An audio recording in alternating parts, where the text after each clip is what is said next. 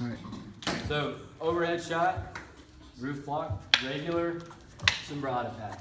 Comes in like so. Inside sweep, punch block, low wing block, there's a shield block right here, roof block.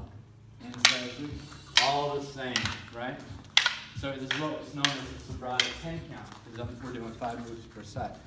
So to translate that to the knife, what I want to do, instead of slashing, I want to stab. So when I stab, because, all right, so with the stab, is that a long range or a short range or middle range strike for the knife? It's more of a short middle, right? If I slash, it's more of a long range. Right. So think of the slash as largo mano. I'm cutting the hand, right?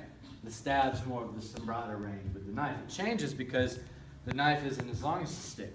So I start with my stab here, and he cuts just like you would do an inside sweep, except he's not hitting and bringing back, he's just slicing through. Now when he goes 4, instead of me going with the punch block, I can simply go here and block it on this side. Now the next movement would be what? Angle 5, right? When I go angle 5, typically with the stick we would go with the low wing block, but right here, it's a big motion for him to do that. So all he really has to do is do a pass cut.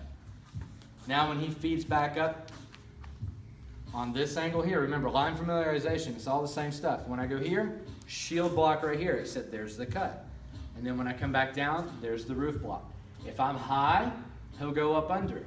Now he goes 1, I go to stab 2, 3, I'm there instead of here. Does everybody see why that's important? So I'm here like this, I feed back, there's the shield. Now look, if he's a little bit lower and he's coming into this, I'll take the outside sweep there, which there'll be a cut check, rather than trying to get up underneath. You see how close that brings the knife to me.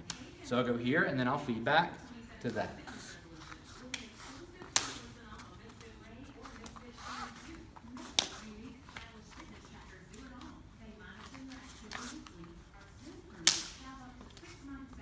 Here, and back, and then here. That's where that outside sweep would come. And then I'm back to here. So we use the stabs of the knife in this position, coming in here and here, rather than slashes. Because when I come in for a slash, his last move should be an inside sweep. So do your inside sweep, this motion here. Come in with it. He runs into the knife. However, if I turn up like this, it gives him more room so that when he commits to that inside, he can get something behind it. But if I go slash, it's not the same because it'll be jammed. So if I go slash here, his best option is to go and stay in long range and cut the hand. But if I go to stab, that's a perfectly viable option. Does that make sense? Now, one more on this one. I go here like this. This 4. After I cut, rather than me doing this to cut him, that's towards his ribs, right? So there's the stab right here, and then I can cut out. So it's a slash, yes, but there's the stab first, and then I cut out this way. That's what he's stopping here.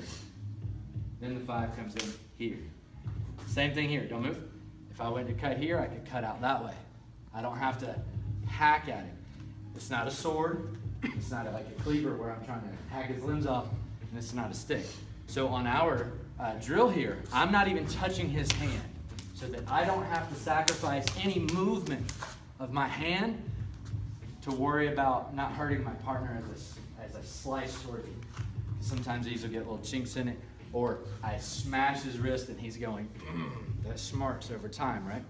So here, we go right past it, so we can get the full cut and the full mechanic of the blade without being, go, block it. Because that would be as if I had the stick in that range. Make sense? So it's all the same counter for counter angles with the same lines of attack. You're just having to modify it a little bit simply because it's an edge weapon and you're in a little bit closer. But everything else is here. Now what I was telling you guys also on Monday is if you notice, I'm not standing in front of it. And as I do this, I'm actually kind of shifting from one side to the next. So this is kind of what it looks like at a very exaggerated angle. We're both facing this way with our center lines a little bit. And then when we get to this way, drop that foot back and then go here. So you see we're this way. So that now, neither one of us are standing on the same line of attack. Go. Doing this. I want to open the door, and then as soon as I can, cross this line, get to the other side. Imagining that line of attack's coming here. He's changing with me though. So as he changes with me, you see I'm looking to zone for what? Get to the back. Get towards his back. This is the zero pressure area, right? Or if you think of it like this is still kind of a jam. And then I come here. Now he's trying to get to mine, so I'm having to kind of deal with him. Turn this way, please. Kind of having to deal with him going that way. But also the knife's coming in right here. So as I come back in, I'm not moving big like with the stick. I'm just trying to shift my shoulders and my center line so that I'm never square to him. Make sense?